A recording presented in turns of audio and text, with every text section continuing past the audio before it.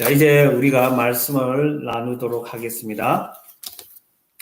자, 우리가 다시 한번 고린도전서 15장 10절을 읽습니다. 오늘 본문을 길게 잡지 않는 이유는 우리가 이 한 절만이라도 하나님이 나에게 주시는 말씀으로 꼭 붙잡자라는 그런 마음입니다. 다시 한번 우리 다 같이 한 목소리를 읽겠습니다.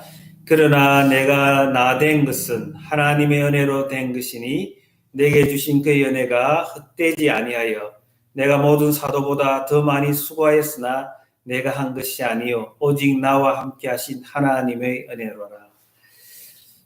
여러분, 짧은 한 절에 하나님의 은혜란 말이 계속 반복되는 것을 우리는 볼 수가 있습니다. 오늘은 우리 아가페 교회가 일꾼을 세우는 날입니다. 물론 투표를 통해서 피택이 되면 소정의 절차에 따라서 교육을 받게 되고 또 시험이라는 관문도 치러야 되고 또 장로의 경우 안수 절차를 밟게 됩니다. 또 됩니다만은 무슨 일이든 첫 단추가 중요하기에 오늘 하나님의 뜻이 우리 가운데 온전히 이루어지기를 소원합니다. 조직교회는 이렇게 형식적인 직분자가 중요합니다. 우리가 이 땅에 발을 딛고 살고 있기 때문에 우리가 육신을 입고 있기 때문에 우리가 유기적으로만 이상적으로만 갈 수가 없어서 조직교회가 필요합니다. 자, 우리 조직교회는 장로제도, 장로교회이기 때문에 장로제도가 필요하고요. 또 우리가 오는 3월 첫 주에 교단 가입에 지엄하여서 당회를 구성해서 우리가 교단을 가입하려고 합니다. 그렇게 해서 우리가 장로를 세우고 또 권사를 세우려고 하는데요. 본질적으로는 우리 모든 사람이 예수 안에 있는 모든 사람이 직분자라고 바울을 통해서 하나님 말씀합니다. 우리를 위해서 예수 그리스도가 죽어주시고 예수 그리스도가 우리를 위해서 화목 제물이 되어주셔서 우리가 하나님과 원수 관계였는데 예수 그리스도의 죽음, 십자가에서 드린 그 단 한 번의 제사로 말미암아 예수님이 화목 제물이 되어서 우리와 하나님 사이에 화목하게 되었다라는 것입니다. 이렇게 예수 그리스도의 화목 제물로 말미암아 하나님과 화목하게 된 우리는 모두가 화목해 하는 직분을 받은 자라는 것입니다. 그러므로 영적으로 보면 직분자와 비직분자가 따로 있는 것이 아니라 우리 모두가 화목해 하는 직분자라는 것입니다. 여러분, 직분을 맡은 자는 어떻게 살아야 하는가? 그 모습을 하나님은 바울을 통해서 우리에게 잘 알려주고 있습니다. 직분자로서 어떻게 사느냐? 직분자로서 어떻게 수고해 왔느냐? 그것을 고린도 교회에게 자신의 신앙을 고백합니다. 그 신앙이 바로 오늘 10절이죠. 내가 더 많이 어떤 사도보다도 더 많이 수고하였으나 내가 한 것이 아니요 오직 나와 함께 하신 하나님의 은혜로다. 임마누엘의 복을 누린 것밖에 없다는 거예요. 예수 그리스도가 나와 함께 함으로 그의 은혜로 말미암아 내가 수고할 수 있었고 내가 직분자로 살아올 수 있다라고 고백하는 것입니다. By the grace of God.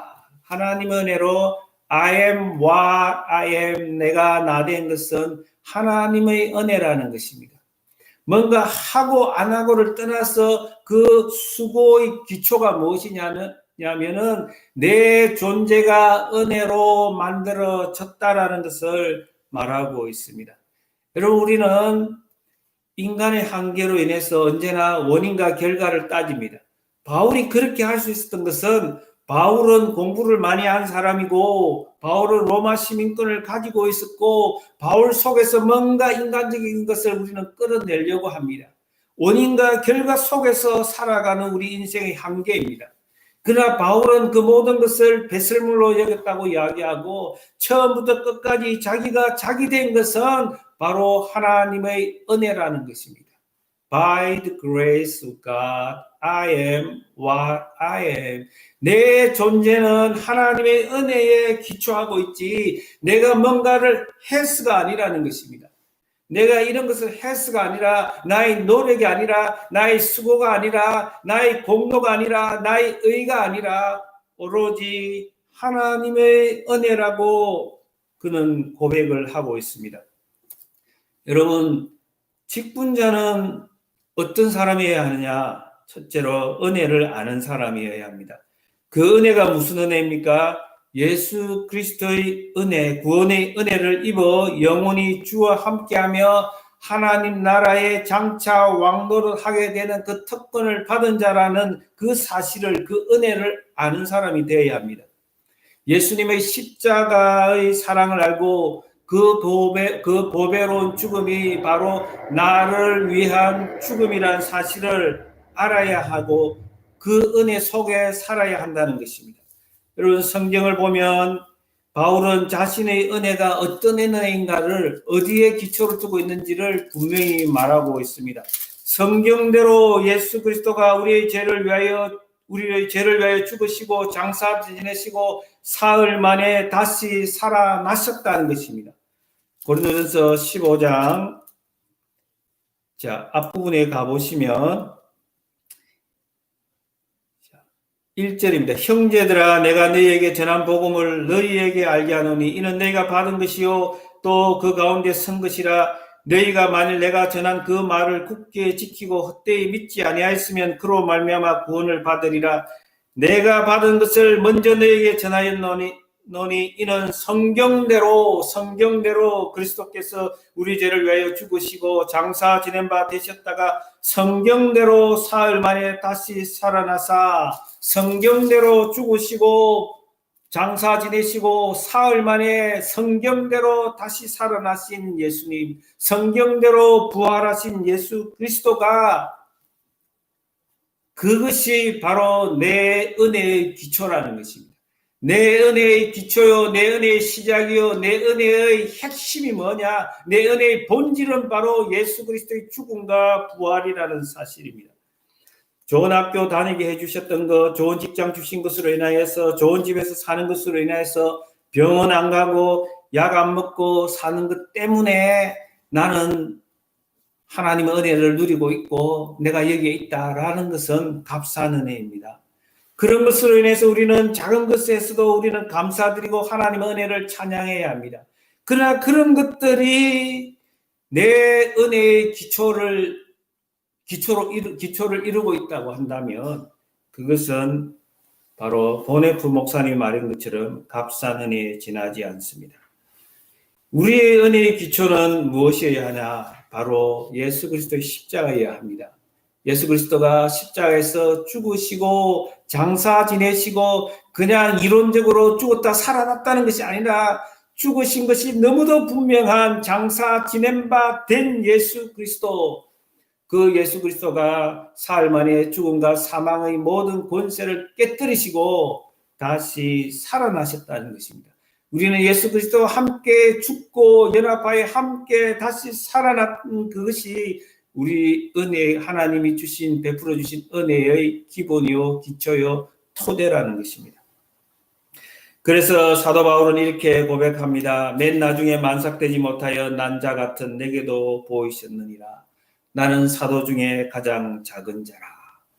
사도 바울은 자기가 어떻게 하나님의 부름을 받았고 하나님으로부터 이 땅에 보냄을 받은 하나님이 택한, 주가 택한 그릇이 되었는지 너무도 잘 알고 있습니다. 자기가 한 것이 아무것도 없다는 사실을 그는 알고 있는 것입니다. 우리가 사도행전을 공부하면서 생생하게 배우지 않았습니까? 사도 바울이 어떻게 사도가 되었는지, 어떻게 그가 택한 그릇이 되었는지. 그는 예수 믿는 사람 잡아 죽이는 일에 목숨을 걸고 살았던 사람입니다. 예수 믿는 사람을 잡으려고 저 멀리 다마스커스까지 찾아가는 길이었습니다. 그때 가는 길 도중에 부활하신 예수님이 일방적으로 그에게 찾아오셔서 은혜의 복음을 부어주셨습니다. 주의 이름을 위하여 임금들과 이스라엘 자손들에게 전하기 위하여 택한 그릇이 되게 하셨다라고 아나니아를 통해서 그를 부르신 이유를 분명히 가르쳐 줍니다. 바울이 한 게 무엇입니까? 예수를 믿으려고, 부활하신 예수 그리스도를 믿으려고, 죽으시고 부활하신 예수를 믿으려고 발부둥 쳤습니까? 아니요. 전혀. 오히려 그는 하나님의 길과는 전혀 다른 길로 가고 있는 역행하는 사람이었습니다. 그러므로 그가 부르심을 받고 택한 그릇이 된 것은 오로지 하나님의 은혜였습니다. 그렇습니다. 우리의 상식으로는 작은 예수로 살았던 스데반이 하나님의 택한 그릇이 되어서 세계 선교를 감당하기에 충분히 자격이 있을 법합니다. 그러나 하나님은 스데반이 아니라 바울을 선택하셨습니다. 스데반의 죽음의 자리까지 선농했던 그 바울을 하나님이 선택하셨다는 것입니다. 구약에 보면은 아브라함과 동시대에 살았던 욥이 있습니다. 욥 1장 1절에 보면은 그 사람은 온전하고 정직하여 하나님을 경외하며 악에서 떠난 자라, 동방에서 가장 훌륭한 사람이라고 성경은 소개하고 있습니다. 그가 합당해 보입니다. 그는 예배자였습니다. 그는 자기 자녀의 수대로 자녀가 잔치를 하고 나면 언제나 혹시라도 하나님께 범죄했을까 하여 번제를 드렸던 진정 하나님이 찾으시는 예배자였습니다. 스데반은 돌에 맞아 죽게 하시고 순교자로 세우시고 욥은, 그 훌륭한 욥은, 온전하고 정직한 그 욥은 하나님께서 선물 바가지를 덮어 씌우고 마누라에게는 급기야 하나님을 저주하고 죽으라, just curse God and die, 이런 비난도 받아야 했습니다. 여러분, 성자들 보면 꼭 악취하고 사는 것 같습니다. 내 남편이 내 아내가 악취라고 생각하시면 여러분 자신이 성자가 될 기미가 있다고 생각하시고 위로받으시기 바랍니다. 여러분, 우리가 죄 때문에 고통하는 경우도 있지만 사랑하는 자에게 특별히 고난을 주시는 하나님을 우리는 믿습니다. 그렇습니다. 성경은 분명히 죄로 인해서 사람이 고통할 수 있음을, 고난을 당할 수 있음을 우리에게 분명히 가르쳐 줍니다.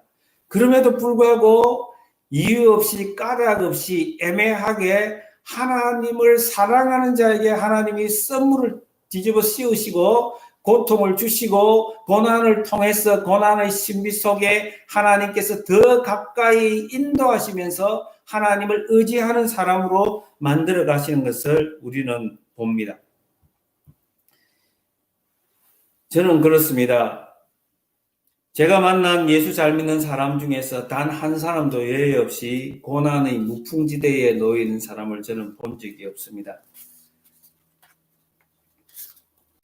자신이 질그릇임을 깨닫지 못하는 사람이 어떻게 하나님 앞에 눈물로 기도하며 엎드릴 수 있겠습니까? 여러분 중에 혹시 고질적인 육체의 질병을 안고 살아가고 있는 사람이 있지는 않습니까? 유전적인 질환으로 상한 마음을 가지고 사는 사람이 있지는 않습니까?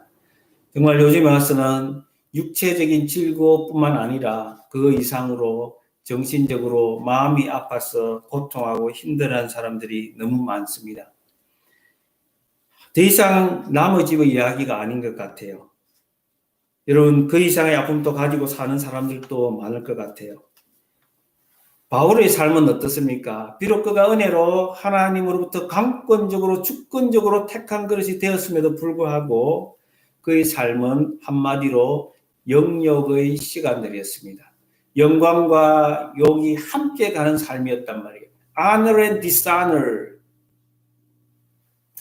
그가 은혜를 노래하지만 그 은혜 안에는 큰 고난이 있었고 그 고난을 통하여 그리스도의 남은 고난을 채워갔음을 우리는 봅니다. 고린도후서 11장 24절에 보면 유대인들에게 40에서 하나 감한매를 5번 맞았으며 3번 태장으로 맞고 1번 돌로 맞고 3번 파선하고 일주야를 깊은 바다에서 지냈으며 여러 번 여행하면서 강의 위험과 강도의 위험과 동족의 위험과 이방인의 위험과 시내의 위험과 광야의 위험과 바다의 위험과 거짓 형제 중의 위험을 당하고 또 수고하고 했으며 여러 번 자지 못하고 줄이며 목마르고 여러 번 굶고 춥고 헐벗었노라. 이 외의 일은 고사하고 아직도 날마다 내 속에 눌리는 일이 있으니 곧 모든 교회를 위하여 염려하는 것이라. 누가 약하면 내가 약하지 아니하며 누가 실족하게 되면 내가 애타지 아니하느냐. 내가 부득불 자랑할진대 내가 약한 것을 자랑하리라. 사랑하는 성도 여러분, 우리는 직분자입니다. 하나님으로부터 부름을 받은 예수 그리스도가 친히 우리의 화목 제물이 되어 주셨기 때문에 이제 우리는 예수 그리스도의 자리에서 세상을 밝히는 화목케 하는 직분이 되었습니다. 여러분 속에 여전히 고통이 있고 눌리는 마음이 있습니까? 사도 바울이 당했고 그 가운데서도 하나님 나라는 전진하고 하나님 나라는 확장되었고 결국은 우리에게까지 복음이 전해지게 되었습니다. 오늘 우리는 공동회의를 열어주신 주의 일꾼을 세우고자 합니다. 말씀과 기도로 세워져야 하는 교회이지만 지상교회는 조직이 필요하고 일꾼을 적절히 세워야 하는 것을 우리는 알고 있습니다. 무엇보다도 짧은 기간 하나님 우리 아가페를 여기까지 인도해 주신 것이 너무도 놀랍습니다. 아가페는 헤세드의 신약 이름입니다. 은혜의 또 다른 이름입니다. 인자라고도 번역이 되고 인애라고도 번역이 되고 자비라고도 번역이 되지만 때로는 성경은 이 헤세드 이 아가페를 은혜라고도 번역을 합니다. 아가페 교회는 그레이스 교회입니다. 은혜 교회입니다. 예루살렘 교회, 안디옥 교회, 빌립보 교회 등이 복음으로 빠른 성장과 부흥을 통하여 일꾼을 세우며 세계 선교를 감당했던 것처럼 그들이 세워지고 그 교회들이 세워지고 시간이 걸려서 구제와 선교를 한 축복의 통로요 은혜의 통로가 된 것이 아니라 세워짐과 함께 바로 복음의 통로가 되어서 선교와 구제를 감당했던 것을 우리는 알고 있습니다. 여러분, 그러므로 우리는 지체할 수가 없습니다. 우리는 시작과 함께 복음의 통로가 되어서 시작과 함께 화목케 하는 직분자가 되어서 세계를 품고 열방을 품고 뉴 잉글랜드를 품고 우리는 하나님 복음으로 나아가야 합니다. 여러분, 우리는 은혜의 그릇이 되어야 합니다. 은혜의 통로가 되어야 합니다. 은혜의 통로는 우리의 인생이 질그릇이기 때문에 우리를 의지하지 않고 우리 안에 계시는 예수 그리스도, 그가 우리의 보배임을 알고 복음의 능력이 우리 안에 있음을 알고 믿고 우리는 보배를 의지하면서 나아가야 합니다. 우리가 기대해야 할 더욱 가장 큰 은혜는 바로 예수 그리스도의 죽음과 부활입니다.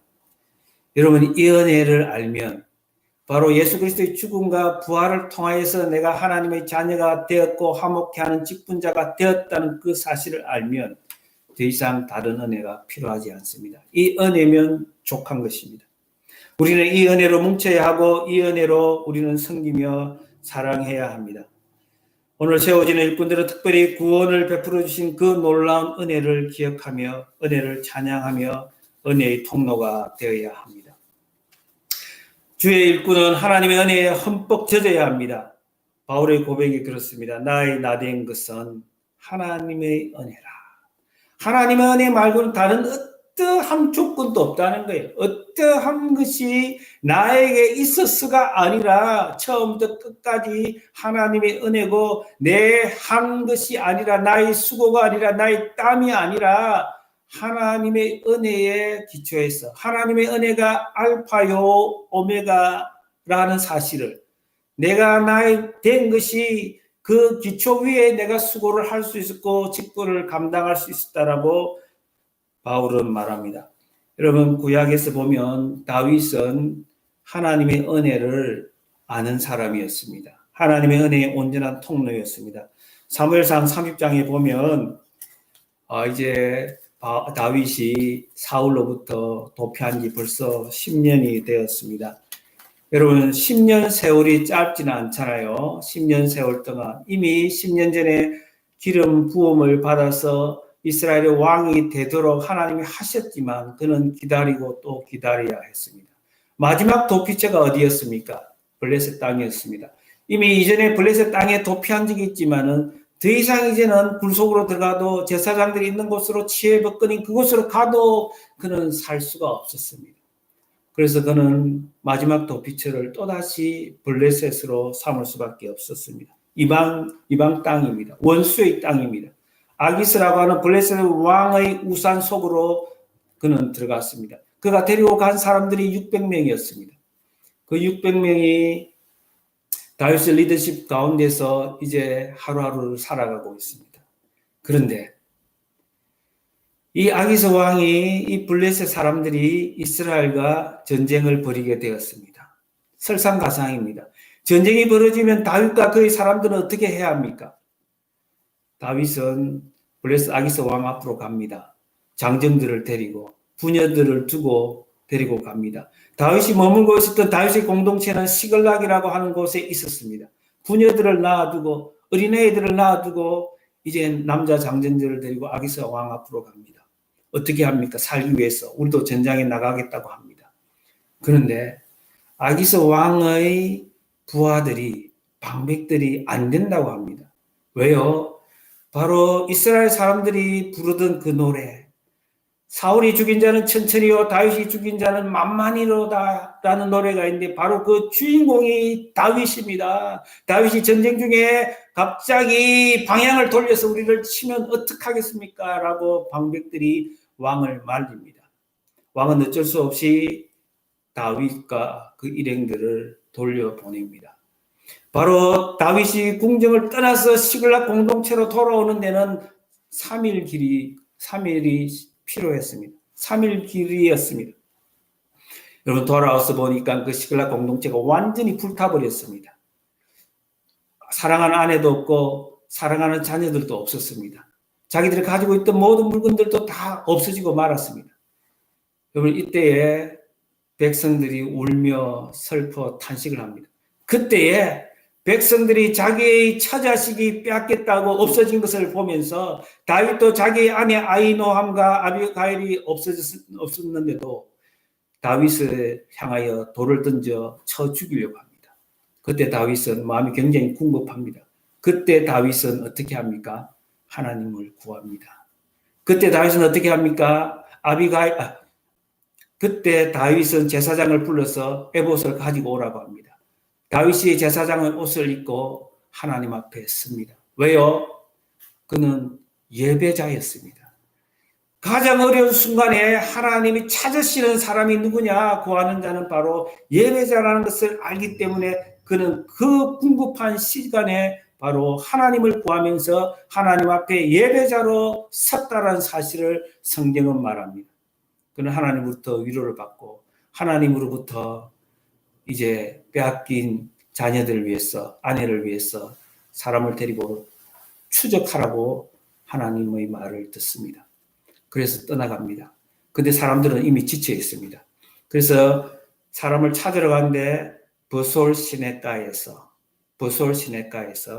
200명이 쳐집니다. 우리는 못 가겠다는, 너무너무 힘들다는 거예요. 그때 어떤 일이 일어납니까? 자, 그때 다윗은 이미 이제 온유한 사람이 되었습니다. 하나님 은혜로 넉넉한 마음을 가지고 있어요. 우리가 빼앗긴 것을 찾아내는 데는 사람의 수가 아니라는 것을 압니다. 하나님이 도와주시면 된다는 확신이 있습니다. 그래서 200명을 그 보솔 시내가에서 심을 가지도록 배려를 합니다. 여러분 같으면 어떻게 하겠어요? 정말 이 위급한 상황에서 우리가 끝까지 힘을 다해서 하나가 되어야 되는데 너희들이 무슨 이야기냐고 말하면서 추궁을 하면서 데리고 갔을 수도 있습니다. 그러나 다윗은 이미 약한 자들에게 배려하는 마음을 가지고 있습니다. 그리고 가는데 하나님께서 지혜를 줍니다. 가는데 한 사람을 만나게 합니다. 죽은 자와 같이 엎드러져 있는 사람. 그 사람 누구였냐면 애굽 사람이었는데 아말렉의 용병이었습니다. 아말렉이 시글락에 쳐들어와서 불태워버리고 부녀들을 데리고 가고 모든 이렇게 짐승들을 끌고 갔던 것입니다. 근데 이 사람이 이렇게 말합니다. 나를 살려주기만 한다면 내가 그들이 어디에 갔는지 말해주겠다고 합니다. 다윗은 이미 그 말을 듣기 전에 그가 몸을 기운을 낼 수 있도록 좋은 것으로 먹여 주었습니다. 여러분, 그 사람을 데리고 이제 아말렉이 갔던 곳으로 찾아갑니다. 그때 다윗과 그 용사들은 그들이 춤을 추고 술에 취해서 온갖 여행을 즐기고 있는 그 시간에 바로 그들을 몰살시키고 그들이 빼앗아갔던 모든 것을 하나도 빼앗김 없이 하나도 잃지 않고 다 찾아왔다라고 성경은 말합니다.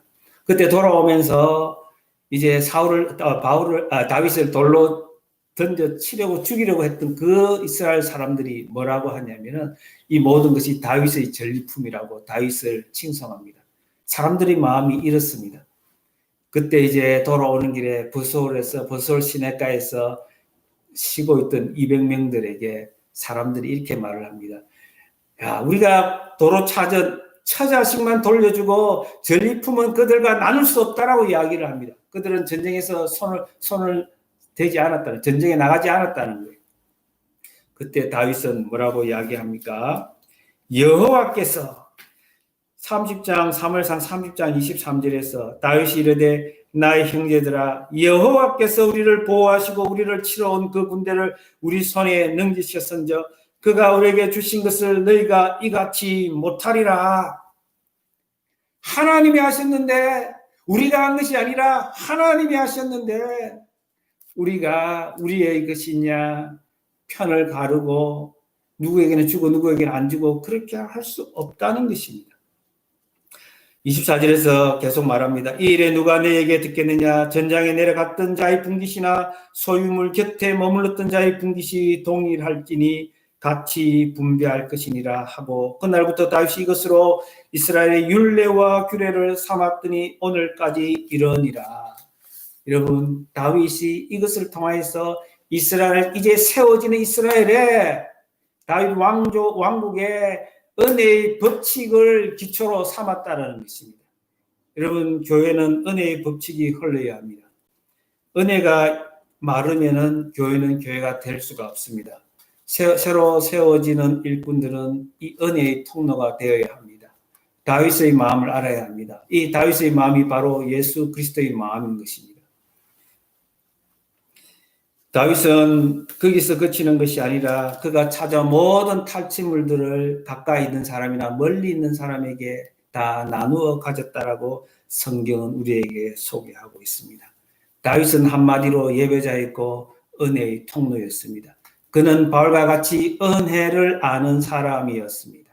은혜가 무엇인지 아는 사람이었습니다. 은혜를 아는 만큼 은혜의 통로가 깊어지고 커지고 여러분 광대해지리라는 것입니다. 우리가 쫄쫄쫄쫄 은혜를 흘러보내는 그런 은혜의 통로가 아니라 콸콸콸콸 형통하게 막힘이 없이 하나님의 은혜가 은혜 되게 하는 그런 통로가 되어야 한다는 것입니다. 여러분, 나는 자격이 없다고 말할 것입니다. 그러나 하나님은 자격이 없는 자를 붙들어 서셨습니다. 다윗은 목동이었고 8형제 가운데서 말제였습니다. 하다크였습니다. 보잘것없고 하찮은 존재였습니다. 가족 모임에도 참석할 수 없는 그런 존재였습니다. 하나님은 철저하게 내 자신이 자격이 없다고 생각하는 바로 그 사람을 불러서 하나님의 은혜가 나를 만들었다고 고백하는 그 사람을 통하여 사용하신다는 것입니다. 하나님의 사람은 구약이나 신약이나 오늘 우리 시대도 마찬가지입니다. 오직 은혜를 은혜되게 하는 사람을 가장 귀하게 생각한다는 것입니다. 은혜의 사람이 되지 않으면 진정 하나님의 눈으로는 일꾼이 되지 못합니다. 누구든지 그리스도인이라면 은혜의 사람이 되어야 합니다. 이것이 헤세드의 사람이요 아가페의 사람입니다. 우리 모두가 아가페의 사람이 되고 특별히 오늘 피택되실 분들이 진정 아가페 교회의 아가페 사람이 될 수 있도록 그의 은혜, 십자가의 은혜에 사로잡힐 수 있기를 주님의 이름으로 축원합니다. 기도합니다.